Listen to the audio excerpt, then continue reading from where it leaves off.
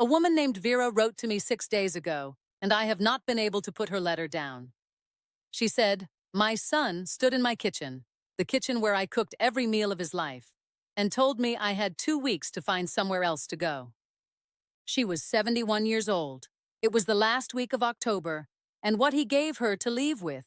"I need you to stay with me because I promise you, you have never heard anything like this." They told her to step aside. Her son sat across from her at the kitchen table, the table where she had fed him every meal of his life, and told her the house was being sold. She was 71 years old. She had 2 weeks. His name was Marcus Hale, commercial property broker, Callawell, Tennessee. A man who had spent 12 years deciding which properties were worth something and which people were not. He looked at Vera Dolan and saw nothing to manage. He looked at the bus in the Cedar Grove and called it an eyesore. He was wrong. 14 miles from that kitchen, on a gravel road called Millard Hollow, inside a converted 1962 school bus that had stood in a cedar grove for 40 years, Raymond Dolan had been building something. For her. In silence. One piece at a time. She didn't know it existed. 2 months later, Marcus Hale sat across a conference table from Vera Dolan. He had his folder. He had his paperwork. He said the worst sentence of his career, in front of witnesses, and then he waited for her to fold. She said 5 words. What Raymond left in that bus, and what those 5 words were, is the reason I read every letter I receive. Stay with me. On the morning of Thursday, October 26th, in the town of Callawell, Tennessee, a town of 4,000 people wedged between 2 slow rivers and a highway that was never finished, Vera Dolan set a cup of coffee on her kitchen table and listened to her son tell her she had to go. The cup was still steaming. She hadn't taken a single sip. She was 71 years old. She had lived in that house for 32 years. She had painted every room in it, planted every flower along the front path, repaired the back fence with her own hands after the storm of 2008 because her husband Raymond had hurt his shoulder and there was no one else. She had raised 2 children in those walls. She had buried Raymond from that living room 6 years prior with a receiving line that stretched down the front steps and halfway to the road because Raymond Dolan was the kind of man people came out for. Her son's name was Garrett Dolan. He was 43 years old. He worked as a regional sales manager for a medical supply company out of Nashville and wore collared shirts that were always slightly too tight at the neck. He had driven down from Nashville the night before and slept in his old bedroom and eaten the breakfast Vera made him. Scrambled eggs, toast, 2 strips of bacon, and then sat across from her at the kitchen table and told her the house was being sold. Not asked. Told. "Mom," he said, and he had a particular way of saying that word that always made it sound like the beginning of a business negotiation. "The property is worth $280, maybe $290 if we list it right. I've talked to a guy, Marcus Hale over at Hale Realty and Property. He says the market's good right now. And with the land," Vera said, "Garrett, with the land and the condition of the house, we could close by January, which means you'd have time to—" "Garrett," she said again. He stopped. He looked at her. He had Raymond's eyes and almost none of Raymond's patience.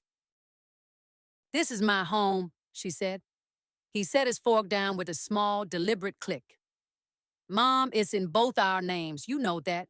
Dad put it in both our names when he transferred the deed. That means we both have to agree to sell it or not sell it, and I'm telling you now that I think we should sell it. The property taxes are going up next year. You can't maintain this place on your own. I've talked to Sandra about it." Sandra was his wife, a woman who had never once said a kind word to Vera that Vera could remember without searching hard. "And we both agree this is the right thing." "Where would I go?" Vera asked. Her voice was even. It was the voice of a woman who had learned across 71 years that panic visible on the face is a gift to the people who want to reduce you. Garrett reached into the leather folder he had brought from Nashville and pulled out a printed page. He slid it across the table. Vera looked at it. It was a brochure for a place called Sunnyside Gardens Retirement Community in Murfreesboro. The photograph on the cover showed a white-haired woman smiling at a window in a way that no person who was genuinely happy had ever smiled.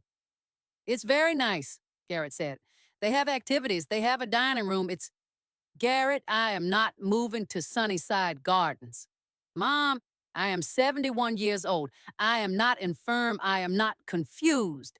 I am not a problem to be solved." He looked at her with the particular expression she had seen on his face since he was 16 years old and believed he understood things better than she did. It was a look of patient tolerance, the kind a person wears when they have already decided the outcome and are only still in the room out of courtesy. "You have 2 weeks," he said. "I've already set the appointment with Marcus." She did not answer him. She picked up her coffee cup. It had gone lukewarm. She drank it anyway. That was how it began. "Now, I need to tell you something about Marcus Hale, because Marcus Hale is the man this story cannot be understood without." Marcus Hale was 48 years old, a commercial property broker who had spent the last 12 years buying and flipping rural properties across 4 Tennessee counties. He was not a cruel man in the way of someone who enjoyed causing pain. He was cruel in the way of someone who had simply decided that certain people did not count, and Vera, in his estimation, was one of them. He had the handshake of a man who had practiced it in a mirror. He drove a black SUV. He wore a watch that cost more than most people in Callowell earned in 3 months. He arrived at the house on Friday, October 27th, the day after Garrett's conversation with Vera. He walked through every room without being invited to and made notes on a tablet. He measured door frames. He looked at the ceilings the way a person looks at something they have already decided to demolish. Vera followed him room to room in silence. When they reached the kitchen, Marcus Hale turned and looked at her across the counter and said with perfect pleasantness, "Mrs. Dolan, I want you to know, we'll take good care of you in this process. These transitions can be hard for someone in your position." He paused. He smiled. "My mother had a hard time too, when it came time for her to step aside. It's natural." "Step aside?" Vera looked at him and said nothing. She set her hand flat on the kitchen counter, the counter she had tiled herself in the summer of 1997, white squares with a thin blue border, and she simply looked at him. "I understand you may have some sentiment attached to the property," he continued. "That's normal. But sentiment and sound financial decision-making don't always run on the same track. What I need from you is—" "What you need from me," Vera said, "is my signature." Marcus Hale smiled again. "Eventually, yes. Then you don't have what you need yet," she said. He left 40 minutes later. Vera stood at the front window and watched the black SUV go up the road and out of sight. Then she sat down in Raymond's old chair in the living room, the chair she had kept exactly where he left it, angled toward the window where he liked to read. And she sat very still for a long time. She knew she could fight. She knew the house being in both names gave Garrett no right to force a sale without her agreement. She had looked this up herself months ago when Garrett had made his first vague suggestions about simplifying the property situation. She knew Tennessee law gave her standing. What she did not know, and what she sat in Raymond's chair trying to understand, was why her son was doing this, and how far he intended to go, and what she was supposed to do now with the particular grief of understanding that the child you gave your life to had looked at you and seen only an obstacle. What would you have done if you had been sitting in that chair? She did not cry. She pressed her hands together in her lap. The light through the window was the thin, pale gold of late October in Tennessee, the kind of light that makes everything look like it is already a memory. She sat there until it shifted. She sat there until the room went gray. And then she got up. Because she was Vera Dolan, and because there was something she had not yet told Garrett, something she had not yet allowed herself to think about clearly, because thinking about it clearly meant thinking about Raymond, and thinking about Raymond still cost her something she hadn't finished paying. When Raymond died, he had left her a letter, not a legal document, A letter. Handwritten, in the careful, deliberate script he used when he wanted to be certain the words were read as he meant them. She had read it once, the night after his funeral, and then folded it and put it in the cedar box on her dresser and not opened it since. Not because it was painful, though it was, but because there was a paragraph in that letter she had not been ready to face. A paragraph that began, "Vera, when you need it, and I know you will know when that is, there is something I left for you. Not in this house. In the old place at the edge of Millard Hollow Road." The old place. She had not been to the old place in years. Raymond had grown up there, a piece of land 14 miles east of Callaware, where his father had farmed tobacco and then given up farming, and the land had gone half to forest, and the house had been sold to a stranger who eventually abandoned it, and the only thing Raymond's family had kept was the lower 8 acres, the ones with the creek and the old service road, and this was the part Vera had not thought about in so long, the old converted bus. Raymond's father had parked that bus in a stand of cedar trees in 1974 and used it as a storage shed for 30 years. It was rusted through in places. Vera had seen it twice. She had not thought about it as anything other than an eyesore for the entire length of her marriage. Until now. Until Vera sat in Raymond's chair and understood that she needed to read the rest of that letter. She went upstairs. She opened the cedar box. She took out the letter.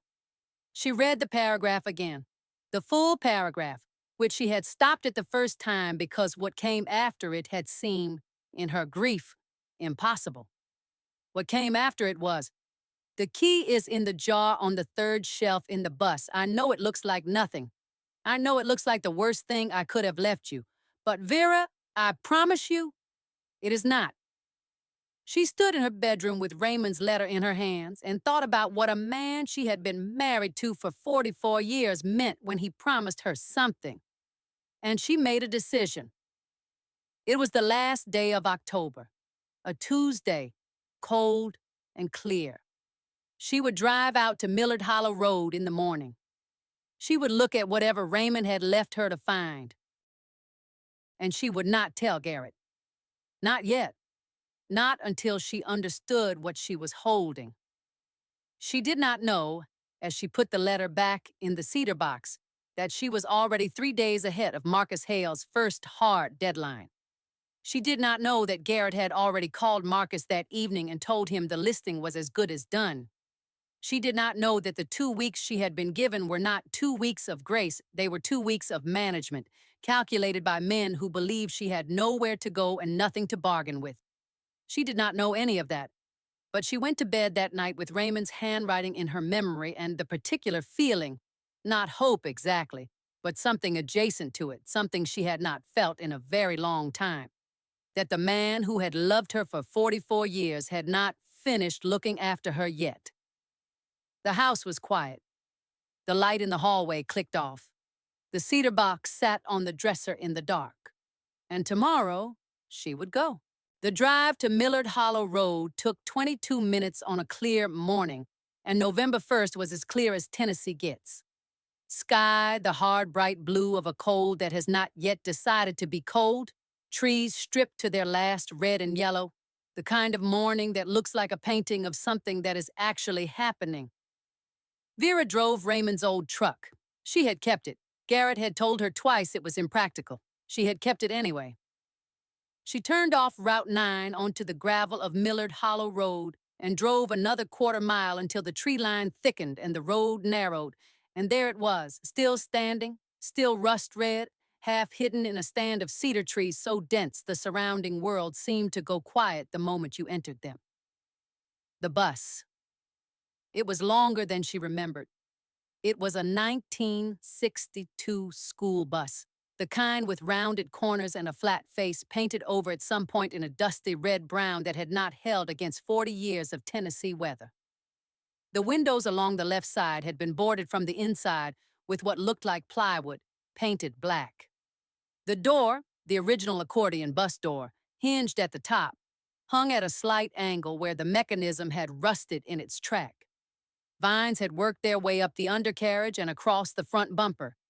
There were tire tracks in the mud near the rear, recent ones, and Vera stopped when she saw them and looked at them for a long moment before going on. She thought, someone else has been here. She stood in the cold and looked at those tire tracks and tried to reason with herself. They could be old. They could be a hunter. They could be nothing. She was a woman standing in a cedar grove in November, trying to decide whether to trust a dead man's letter. And if she let fear stop her now, she would drive back to Callowell and give Garrett exactly what he wanted, a woman who had nowhere else to turn.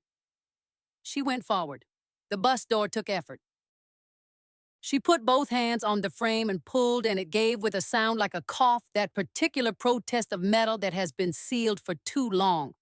A smell came out, dry and faintly sweet, like paper kept in a dark drawer for 30 years, like something preserved on purpose, like the inside of a room that someone has been careful about. She stepped up. The interior had been transformed. That was the only word for it. What had been an old school bus with torn vinyl seats was something else entirely.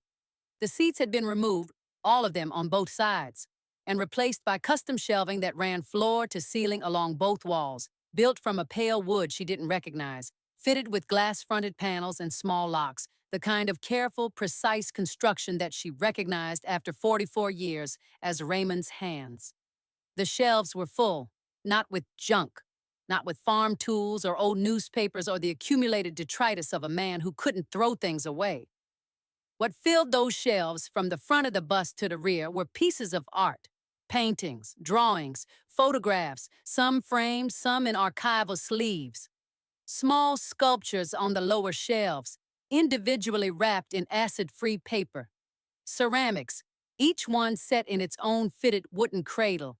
And documents, folders, and portfolios stacked flat along the top shelves, each one labeled in Raymond's handwriting with a name and a date. Vera stood in the middle of that bus and could not move. She had known Raymond was a collector. He had told her, early in their marriage, that he bought things occasionally. Old things, things that people undervalue, was how he put it. And that he kept them because he thought they were beautiful and because someday they might be worth something. She had known about a few purchases. She had never asked how many. She had trusted him with the money. She had trusted him with most things.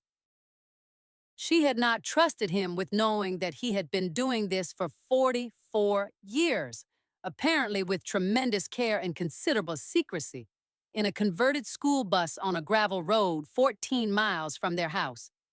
She stood there, and her legs went uncertain, and she sat down on the small wooden bench Raymond had built at the front of the bus just inside the door, as though he had built it specifically for the moment when she would need to sit. She pressed her hand to the nearest shelf. The glass was cold. Inside, behind the glass, she could see a small oil painting. Dark, rich colors, a woman seated at a window, maybe 6 inches by 8 inches, in a simple wooden frame. There was a paper label on the back of the frame, handwritten. She couldn't read it through the glass. She found a jar, 3rd shelf, rear of the bus, just where Raymond had said. A mason jar with a lid, clean and dry, and inside it a single brass key and a small folded paper. She unfolded the paper. Raymond's handwriting again. All the locks, keep the glass closed, call Douglas Fenn. His number is on the back. Douglas Fenn. She turned the paper over. A phone number. A Knoxville area code. She said Raymond's name out loud. Just his name. Just once, quietly. To the cedar trees outside and the smell of careful paper and the 40-year accumulation of a love she was only now beginning to understand the true dimensions of. That was when she heard the car on the road. She was out of the bus and standing in the grove when the black SUV appeared at the end of the service road. Marcus Hale. He slowed, saw her truck, stopped. He got out. He was in his business clothes despite the mud, and he looked at the bus, and then he looked at her, and something crossed his face, not quite surprise, but close to it. And underneath the surprise, something she couldn't yet name. "Mrs. Dolan," he said. He looked at the bus behind her. He looked at her.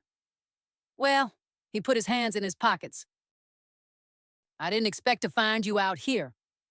This is private land, Vera said. This belongs to Raymond's estate. Right. He nodded, still looking at the bus. Yes, the Dolan estate, which is what I actually wanted to talk to you about. He pulled out his tablet. He had paperwork on it. The kind of paperwork that is designed to look straightforward. Mrs. Dolan, I want to make this simple for you. Garrett and I have spoken. We'd like to make you an offer on the full Dolan estate. The Callowell house, this parcel, everything. As a package. One clean transaction. You walk away with... He turned the tablet to face her. $140,000 and your moving expenses covered.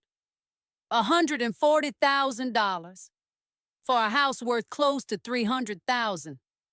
For a house and a parcel of land and whatever Raymond had spent a lifetime quietly filling a bus with. Vera looked at the number on his tablet and she felt the particular code of understanding precisely how much she was being underestimated. You'll have the paperwork by Friday, Marcus said.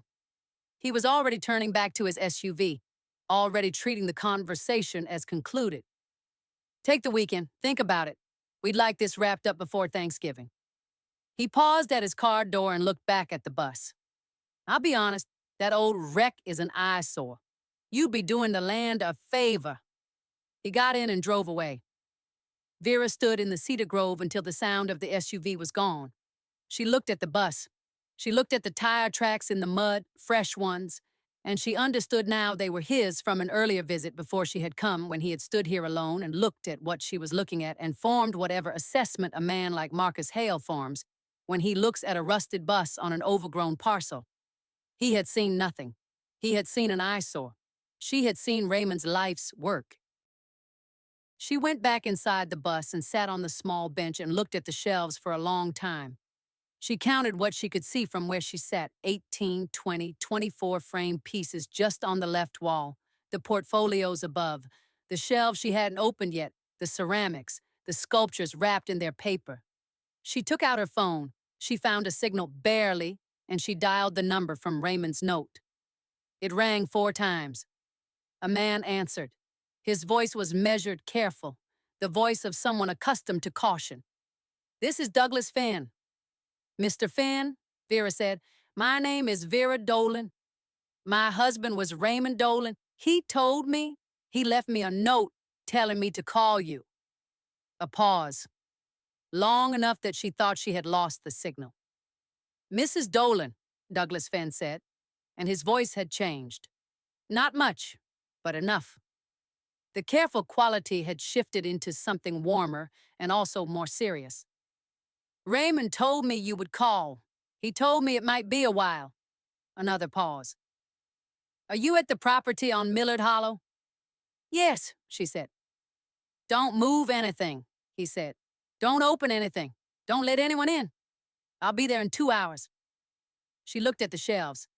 She said, Mr. Finn, can you tell me anything about what this is?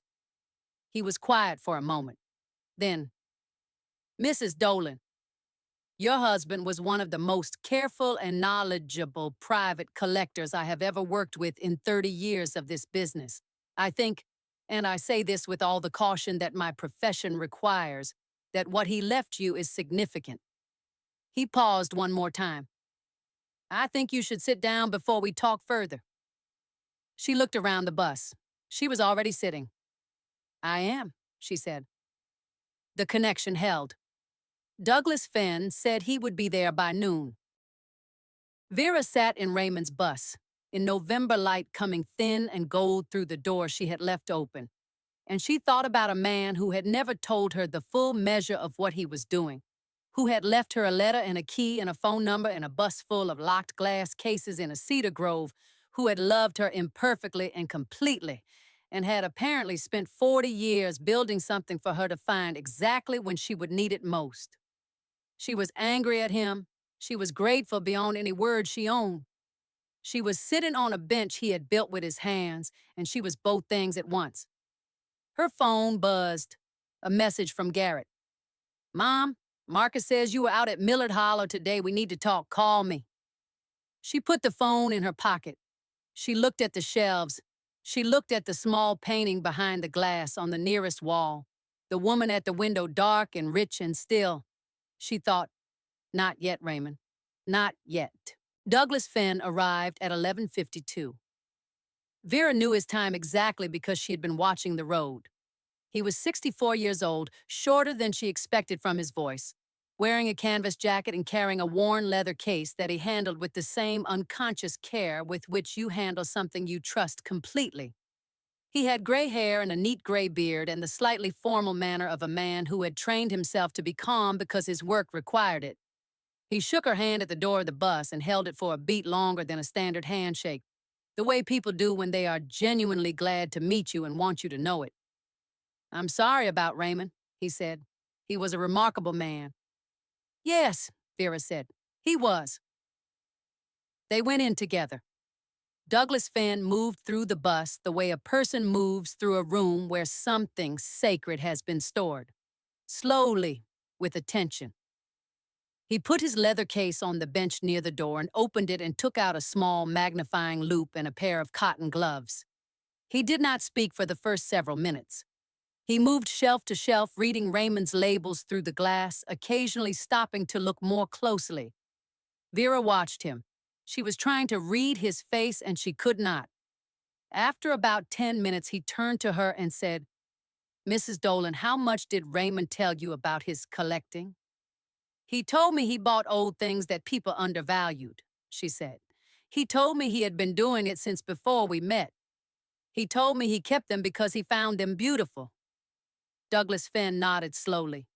He turned back to the nearest shelf, the one with the small painting of the woman at the window, the one Vera kept returning to. He studied it through the glass for a moment. May I use the key? He asked. She handed it to him. He opened the case. He lifted the small painting with his gloved hands and turned it over and studied the back for a long time. He took out his loupe. He leaned in. He did not move for nearly a full minute. When he set the painting down and turned to her, his face had changed. Mrs. Dolan, he said, I need to tell you something, and I want you to hear it clearly. He looked at her with the steady gaze of someone who has learned that news delivered gently is not always news delivered kindly.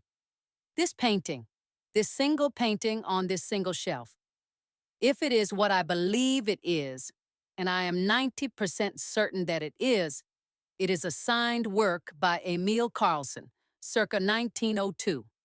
Interior figure study, oil on board, authenticated by the marks on the stretcher and the label, which I believe is in the artist's own hand. He looked at her. Emil Carlson works of this period and quality sell at major auction houses for between $40,000 and $80,000, depending on provenance and condition. Vera looked at the painting. She looked at Douglas Finn. That is one painting, she said. That is one painting, he agreed. She looked at the shelves. She counted them again. 48 glass-fronted cases, each one containing at least one and in some cases 2 or 3 works. Portfolios above, ceramics, sculptures. Douglas Finn was watching her do the counting. He let her. When she stopped, he said quietly, I worked with Raymond for 11 years. He came to me in 2012. This bus had been here since before that, because he wanted someone he trusted to catalog what he had. He did not catalog everything with me, but what I saw over those 11 years, he paused. He looked at the shelves. Mrs. Dolan, I have never once seen anyone underestimate Raymond's eye. Not once. Every piece he showed me, every piece, was exactly what he believed it to be. How much? Vera said. The whole collection. Roughly, if you had to estimate. Douglas Finn was quiet for a moment. He looked at the shelves again with the particular expression of a man choosing his words with great care. The 11 pieces I cataloged personally, he said, I would conservatively estimate at somewhere between $300,000 and $400,000 at current auction. What's in those cases I haven't opened. He looked along the full length of the bus. I cannot say until we do a full inventory. But Raymond's taste did not decline over time. It sharpened. He looked at her. I would not be surprised if the full collection were 2 to 3 times my conservative estimate. Vera sat down on the bench. Not because her legs gave way, because she made a decision to sit, because standing for this seemed wrong somehow. 2 to 3 times, of 3 to 400,000. She sat very still. Douglas Finn said gently, Raymond believed in you very much. He told me more than once that he was building this for a specific moment. He didn't tell me what the moment would be, but he told me you would know when it came.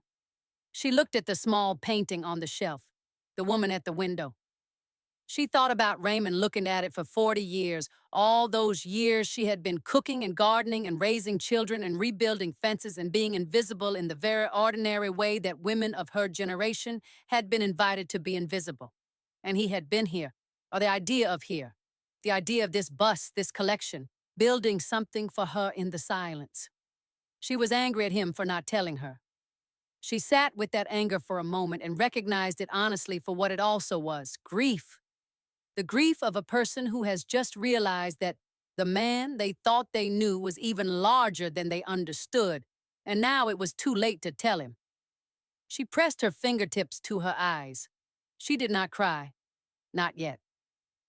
Douglas Finn said nothing. He gave her the time. After a moment, she took her hands away from her face and looked at him. What do I do first? She asked. First, he said, you don't sign anything. Not a single piece of paper. Not for anyone. He looked at her carefully. Has someone been pressuring you to sign? She told him about Garrett. She told him about Marcus Hale. She told him about the offer of $140,000 for everything. She told him about the 2-week deadline and the brochure for Sunnyside Gardens and the phrase, step aside. Douglas Finn listened without interrupting. When she finished, he was very still for a moment. Mrs. Dolan, he said, do you have a lawyer? Raymond had a lawyer, she said, a man named Elliot Brash in Callowell. I haven't spoken to him since the estate settled. Call Elliot Brash today, Douglas Finn said. Tell him about the bus. Tell him about the collection. Tell him about Hale's offer, and tell him you're refusing it. He looked at her steadily. Whatever happens next, whoever comes to this door, whoever calls, whatever deadline they announce, you do not sign anything without Elliot Brash in the room. She nodded. He looked at the shelves one more time. I'd like to come back next week with my catalog materials and begin the full inventory, if you'll allow me. Yes, she said. I'll allow you. He went to the door. He paused. Mrs. Dolan. He turned back to look at her, standing in the cedar light in Raymond's bus, with Raymond's collection surrounding her. For what it's worth, Raymond talked about you with an admiration that was uncommon. In my experience, he said once that the reason he trusted his own eye was because he had spent his whole life looking at the most beautiful thing he ever found. He looked at her for a moment. I thought you should know he said that. He left. Vera sat alone in the bus for a long time after his car had gone. Long enough for the light to shift. Long enough for the cold to start coming in through the open door. Long enough for the particular silence of a cedar grove in November to settle back around the bus like something alive. And then, because she was alone and because there was no one to be strong for right now and because she was 71 years old and she had just found out that her dead husband had spent their marriage building her a secret, and it was too much, all of it, too much in too short a time, she did something she hadn't done since the night after Raymond's funeral. She lay down on the bench. She pulled her coat tighter. She looked at the ceiling of the bus, old cream-painted metal, faint rust stains in the corners, and she said out loud to Raymond, to the cedar trees, to the empty and patient air, I am afraid you overestimated me. She said it quietly.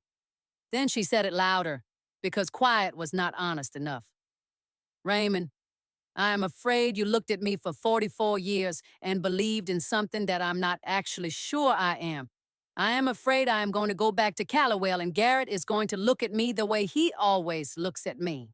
And I am going to shrink down to the size he needs me to be, because that is what I have always done, and I am afraid, Raymond, I am genuinely afraid that I do not know how to be anything other than the woman who makes breakfast and keeps quiet and steps aside. I am afraid that I drove out here and found something real and extraordinary, and it doesn't matter because I don't know how to fight. I have never fought for myself. I don't know the sound of my own name said loudly in a room. I do not know how to be a woman who takes up space. And I am afraid, I am specifically and honestly afraid that you saw something in me that I cannot find in myself, and that I am going to fail whatever it is you built this for, and that I am going to let Marcus Hale call this bus an eyesore, and I am going to sign whatever Garrett puts in front of me, because I do not know, after 71 years, how to be anything other than invisible. The cedar trees were quiet. The light was going gold at the edge of the tree line. Somewhere a bird moved. She lay there. She thought about the woman in the painting, the woman at the window. 120 years of paint and oil, and she was still there, still turned toward whatever light she had been given, still present in whatever room she'd been placed in, still herself. She thought about the bench she was lying on. Raymond had cut the wood for it and sanded it and fitted it in here with his hands. He had built it for the exact size of a body like hers. He knew she would need to sit down. He had built her somewhere to sit. She put her hands over her face. She pressed them against her eyes, and in the space behind her hands, she said one more thing, the last honest thing. I am afraid he was wrong about me. Then she was quiet for a long time. Then she sat up. She sat up and she brushed the cedar needles off her coat, and she took out her phone and she called Elliot Brash. He answered on the second ring. Mrs. Dolan, he said, with the warmth of a man who genuinely liked Raymond, and by extension genuinely liked her. I was hoping to hear from you. Elliot, she said, I need you to meet me. I have something to show you, and I need you to tell me what you can do. There was a brief pause. She could hear him opening something on his desk, making a space for this. I can be at Millard Hollow Road tomorrow at 9, he said. Is that soon enough? Vera looked at the shelves, at the 48 glass cases, at the portfolios above, at the woman at the window. Yes, she said. 9 is fine. She hung up. She stood. She walked to the door of the bus. She stopped. She took out her phone and she called Garrett. He answered on the first ring. Mom? Garrett? She said. Her voice was steady and clear, the particular clarity of a woman who has just finished being afraid. I am not signing anything. I am not moving to Sunnyside Gardens. I am not stepping aside. She paused. I will have my lawyer contact you. Silence. Mom, what? Good night, Garrett, she said. She hung up. She stepped out of the bus. She pulled the accordion door shut. She locked it with Raymond's key.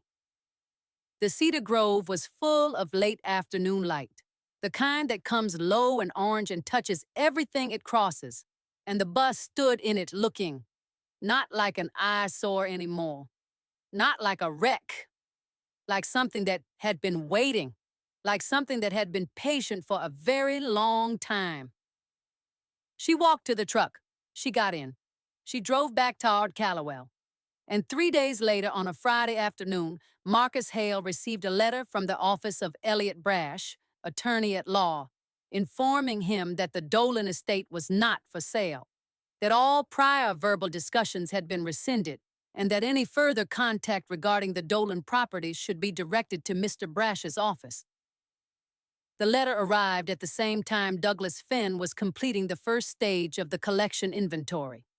His preliminary figures, which he sent to Elliot Brash that same evening, contained a number that made Elliot Brash set down his coffee and read the email twice. The number was $1.2 million. And that, Vera wrote to me, was only the first count. The formal collection inventory took 4 weeks. Douglas Finn came to Millard Hollow Road on 7 separate occasions.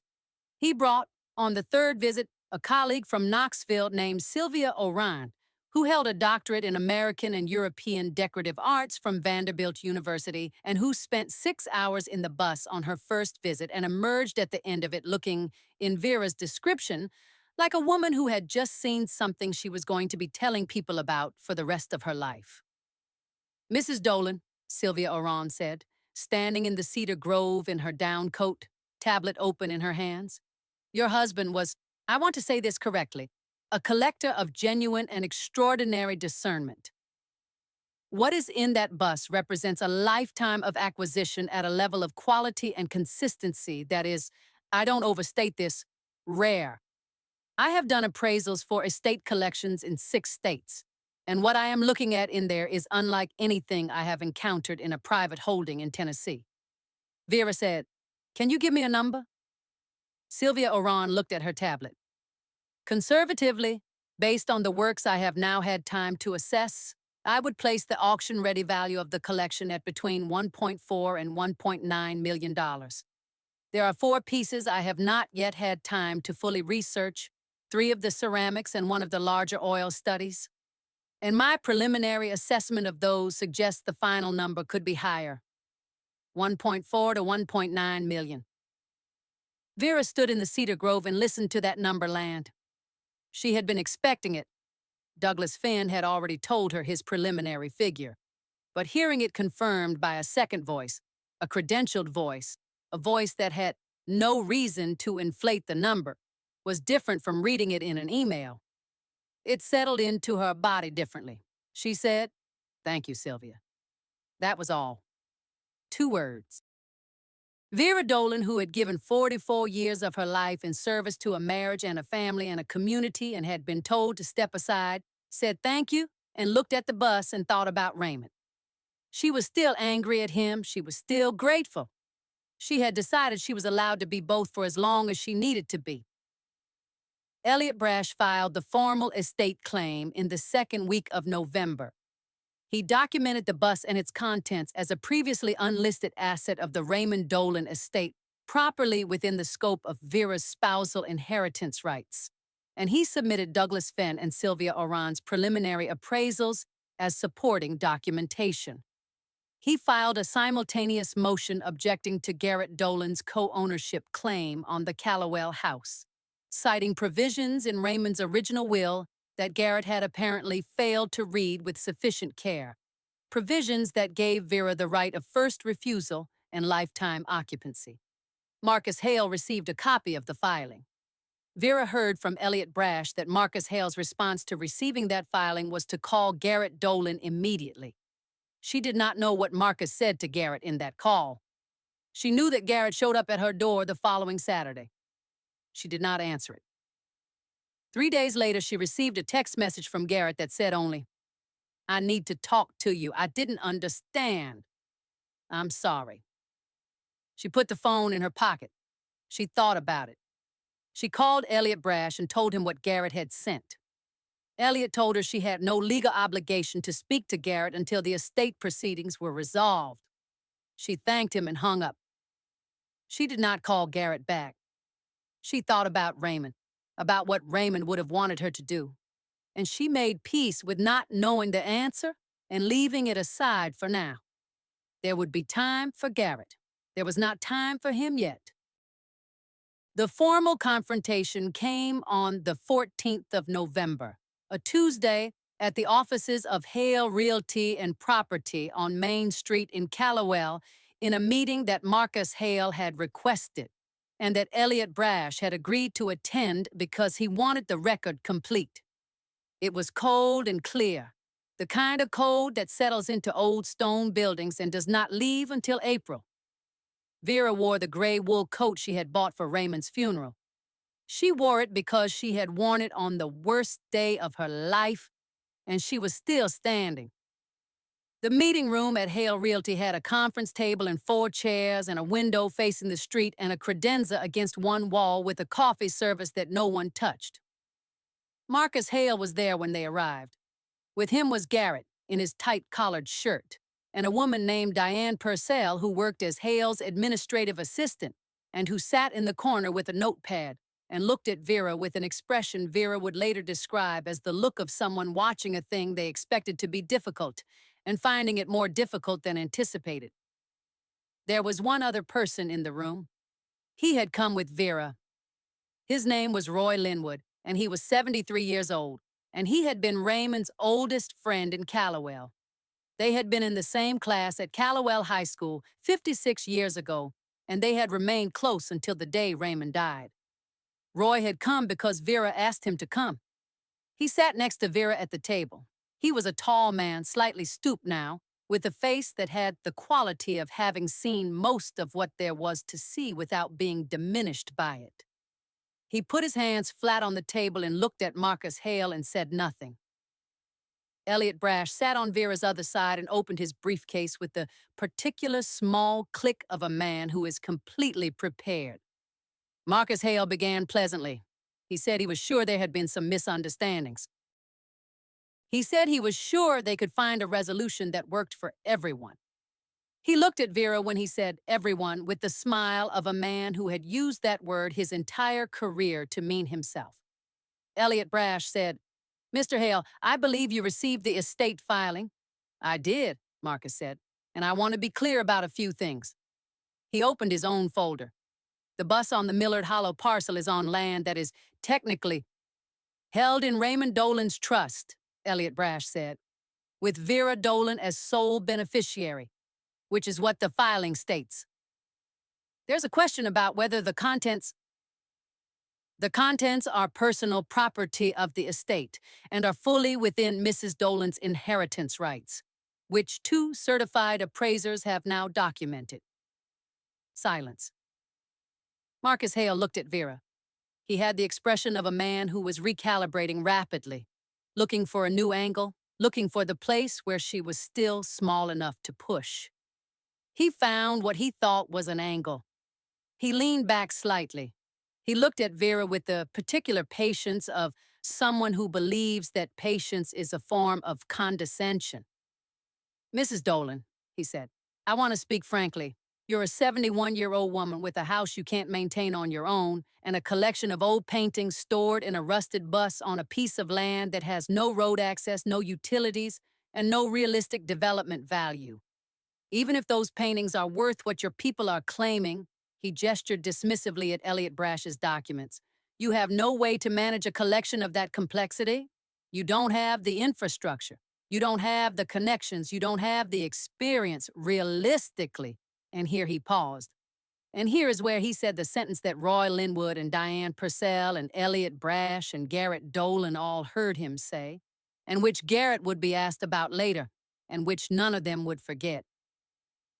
"Realistically, Mrs. Dolan, you are an elderly woman with a nice problem, and nice problems still need someone qualified to handle them, and that someone is not you." Roy Linwood looked at the table.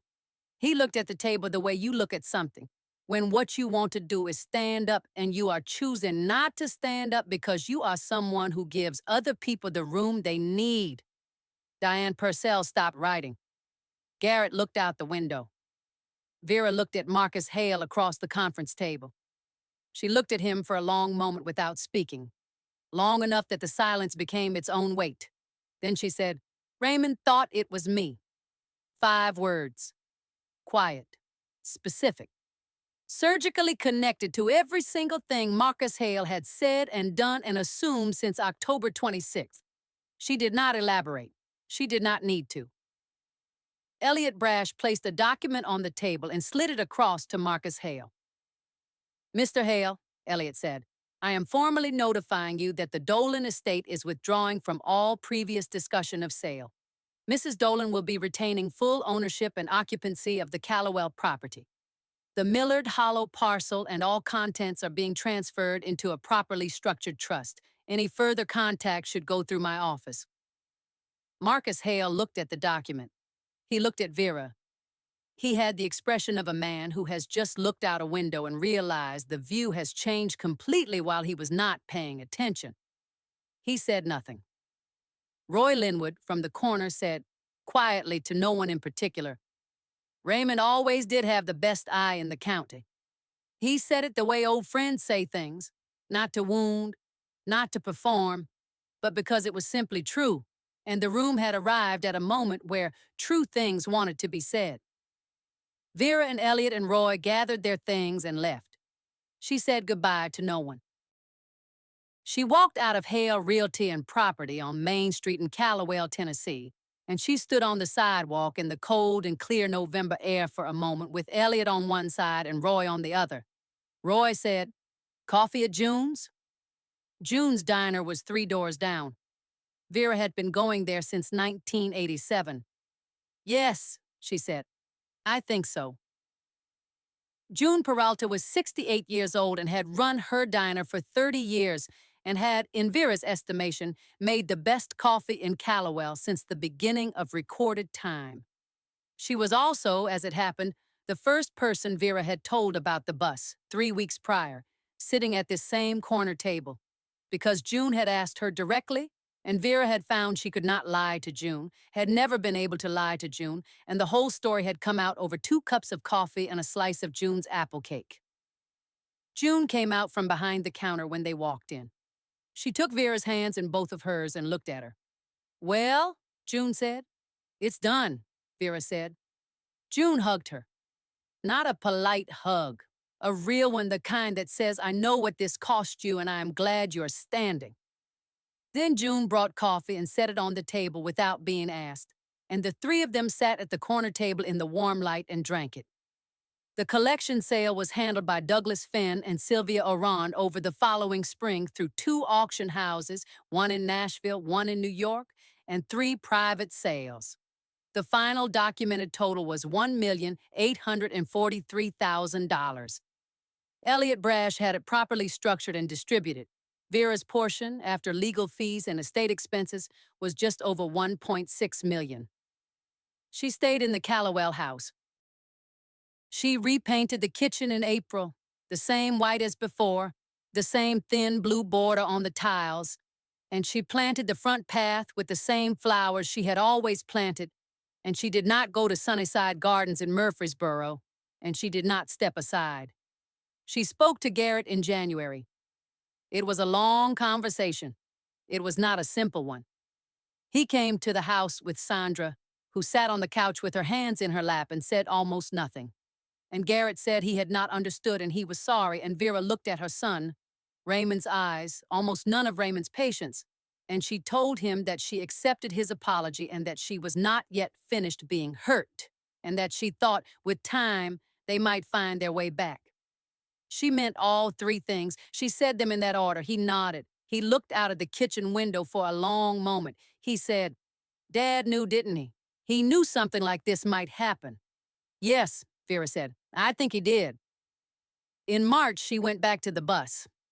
Douglas Fenn had arranged for the contents to be professionally transported and cataloged, but the bus itself was still standing in the cedar grove.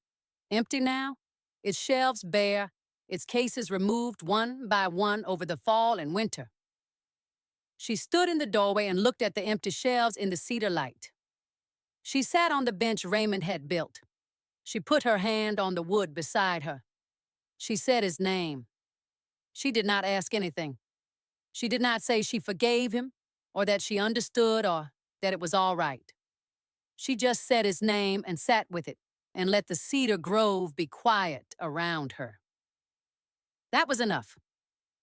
In April, she set up the Raymond Dolan Foundation for Women's Housing Stability, a small fund properly incorporated, administered through Elliot Brash's office, with an initial endowment of $200,000.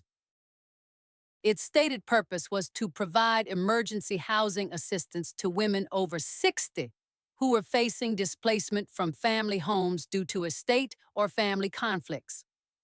The first recipient was a woman named Clara Harkins, 73, of Whitmore County, Tennessee, who had been told by her stepchildren to vacate a house she had lived in for 31 years.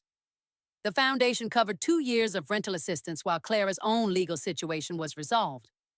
Elliot Brash handled her case himself at Vera's request at no charge. Clara Harkins wrote Vera a letter. Vera kept it in the cedar box next to Raymond's.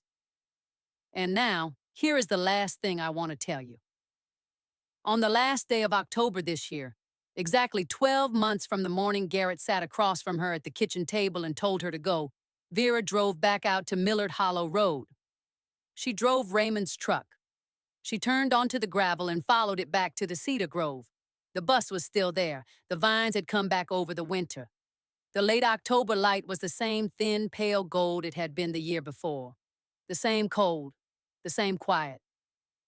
She sat in the truck for a moment. She looked at the bus, and then she got out, and she walked to the door. And she stood there for a long time in Raymond's cedar grove, in Raymond's October light, holding the key he had left for her in a mason jar on the third shelf, because he believed, across 44 years, and 100 quiet mornings, and every breakfast she had ever made, and every fence she had ever rebuilt, and every room she had ever kept, he believed she would know what to do when the moment came. He was right. She locked the door. She walked back to the truck. She drove home. When Vera's letter arrived in my inbox, she ended it with something I keep coming back to. She said, "Raymond didn't tell me. I used to be angry about that. Now I think he was telling me something else, that he trusted me more than I trusted myself." I have thought about that for weeks.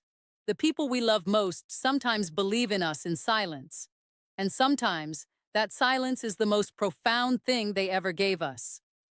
Every letter I receive reminds me of the same thing. The people the world gives up on are often the ones who were worth the most all along. Here is my question for you today. Has there ever been a moment when you discovered that someone believed in you more than you believed in yourself? Tell me below. And if this story meant something to you, I hope you'll subscribe, because Vera's letter is one of many.